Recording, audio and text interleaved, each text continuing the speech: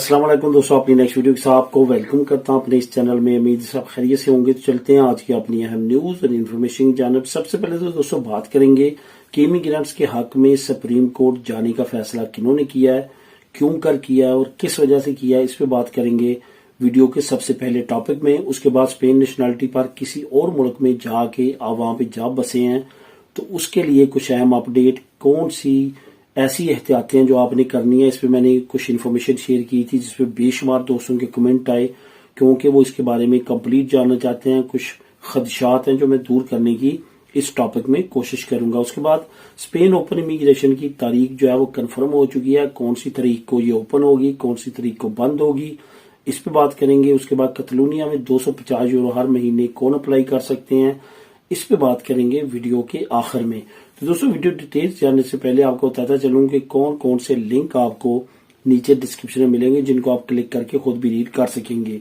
Link number 1 आपको मिलेगा कतलूनिया में 250 यूरो की जो नई अमदाद है जो मिलेगी हर महीने, उसका लिंक आपको लिंक नंबर 1 मिल जाएगा जिसको आप क्लिक करके खुद भी रीड कर सकेंगे।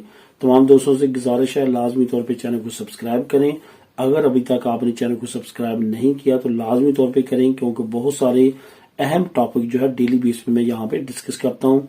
इसके साथ साथ डिस्क्रिप्शन में जैसे क्लिक करेंगे पहला लिंक आपको व्हाट्सएप चैनल का मिलेगा, वहां पे जाकर उस चैनल को फॉलो कर लें ताकि मजीद अपडेट जो शॉर्ट टर्म की होती हैं वो वहां पे मैं शेयर करता हूँ, वो भी आप तक पहुंचती रहे। तो सबसे पहले तो बात करते हैं कि इमिग्रेंट्स के हक में सुप्रीम कोर्ट कौन जाने लगा है, क्यों कर जाने लगा है और इसमें जो अहम अपडेट है वो क्या है।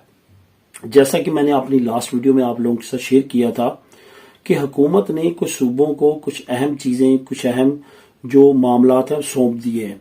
वैसे तो आपको पता है कि कतलूनिया जो है उसने बहुत ज्यादा सपोर्ट किया पेसोए को हर मामले में, और पेसोए ने हर मामले में कतलूनिया को सपोर्ट किया। कतलूनिया के कुछ मामलात ऐसे हैं जो कि इंडिपेंडेंस से हटके हैं, जैसे कि कतलान जुबान को बहुत ज्यादा अहमियत देना, उसके लिए इन्होंने यूरोपीय यूनियन में भी ऑफिशियल लैंग्वेज के तौर पे कोशिश की।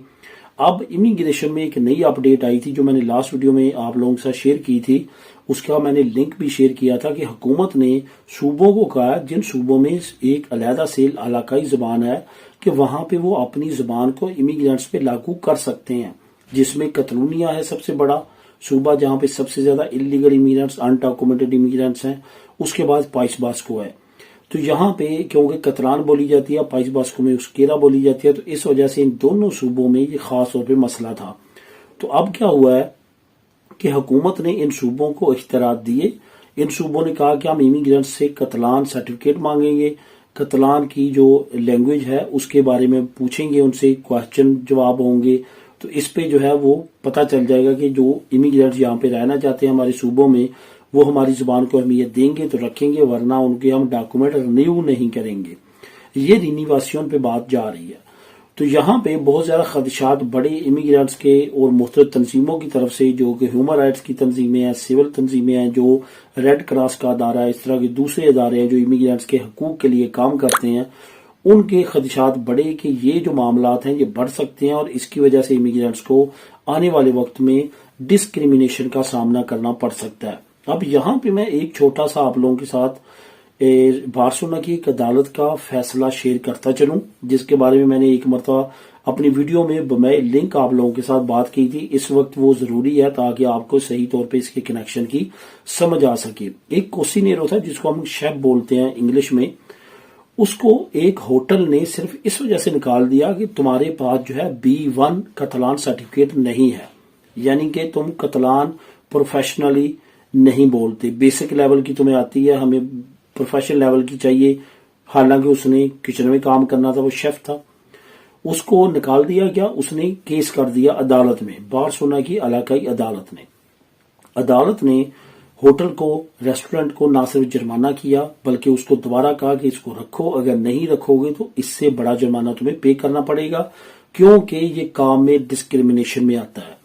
तो इसी ऐसे कानून को ही आगे लेके जो कि स्पेन के आइन से तसादम करता है, इसके बेनिफिट को लेके ये जो नई अपील है जो कि इन तंजीमों की तरफ से करने जा रही है सुप्रीम कोर्ट में, वो लागू की जाएगी।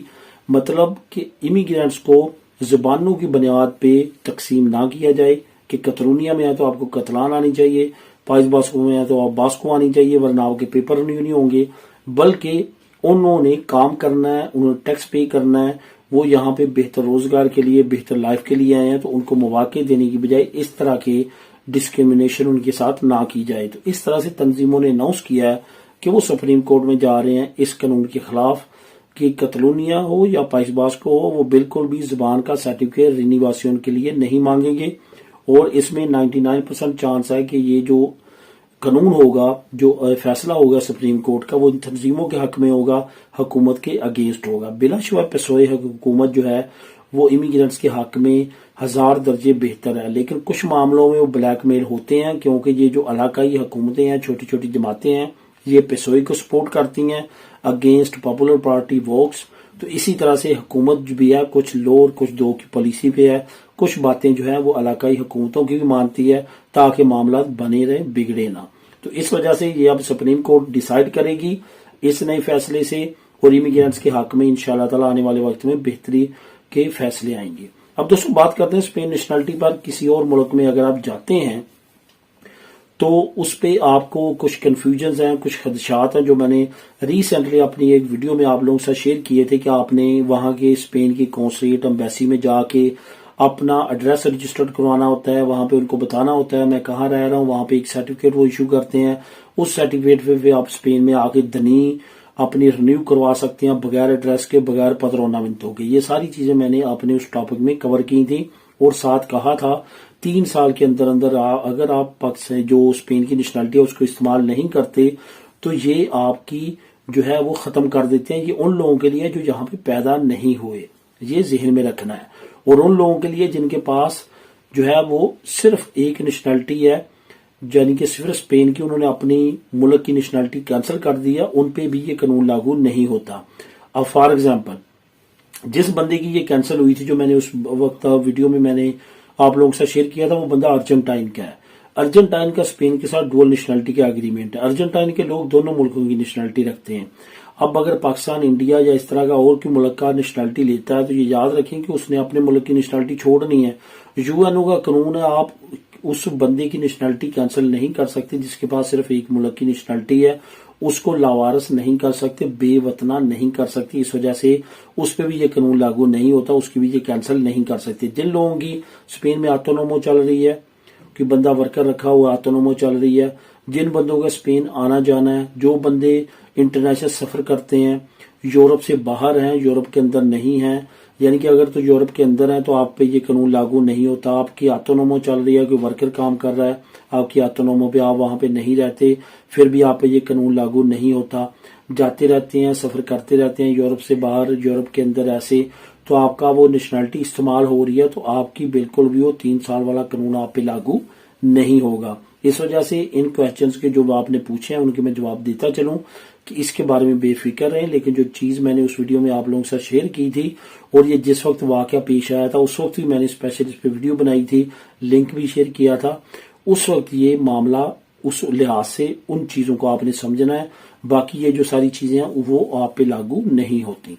अब दोस्तों बात करते हैं कि स्पेन इमिग्रेशन जो है वो कंफर्म हो चुकी है, उसकी डेट जो कंफर्म हो चुकी है वो आपको बताता चलूं। 1 अप्रैल 2026 को इमिग्रेशन ओपन हो जाएगी, और एंड ऑफ द जून जो डेट है उसमें ये बंद हो जाएगी। ये याद रखें कि 1 अप्रैल को इंशाल्लाह ताला इमिग्रेशन ओपन होगी। आपने अपने डॉक्यूमेंट, अपने प्रूफ तैयार रखने हैं ताकि आप बार वक्त अप्लाई कर सकें। जैसे 15 दिन पूरे होंगे अप्लाई करने के, आप जो है वो लीगली काम स्टार्ट कर सकते हैं। ये भी कंफर्म हो चुका है। ये एक बहुत बड़ा चांस और बहुत बड़ी जो है एक अपॉर्चुनिटी है जिसको लाजमी तौर पे हर कोई अवेल करने की कोशिश करे। इंशाल्लाह ताला इसमें बहुत ज्यादा बेहतरी आएगी, और इसमें आपको कॉन्ट्रैक्ट जो हमेशा से 10-10, 8-8 हजार यूरो का आप ले के करते थे, वो बिल्कुल भी इसमें आपने इस्तेमाल नहीं करना, और उसकी बिल्कुल छूट है। उसके बगैर ही आपने ये तमाम डॉक्यूमेंट जमा करवाने हैं। कतलूनिया में 250 यूरो की जो हर माह नई इमदाद की अनाउंसमेंट की गई है, असल में ये 18 साल से लेके 35 साल के लोगों के लिए अनाउंस किया गया है। ये उन लोगों के लिए है जो कि अयूदा दी अल्कलेर अप्लाई करते हैं, उनके लिए 250 यूरो। इसमें डिफरेंट कैटेगरीज की जो है वो अल्कलेर के हिसाब से, उस हिसाब से अयूदा है। तो वो आपके लिए जो मैं नीचे लिंक लेके आया हूँ, लिंक नंबर 1 वहां पे क्लिक करेंगे तो आप इसकी मजीद डिटेल वहां पे रीड खुद भी कर सकेंगे। तो दोस्तों यही थी आज की हम न्यूज और इन्फॉर्मेशन। मिलेंगे नेक्स्ट वीडियो में नई अपडेट्स के साथ। अल्लाह हाफिज।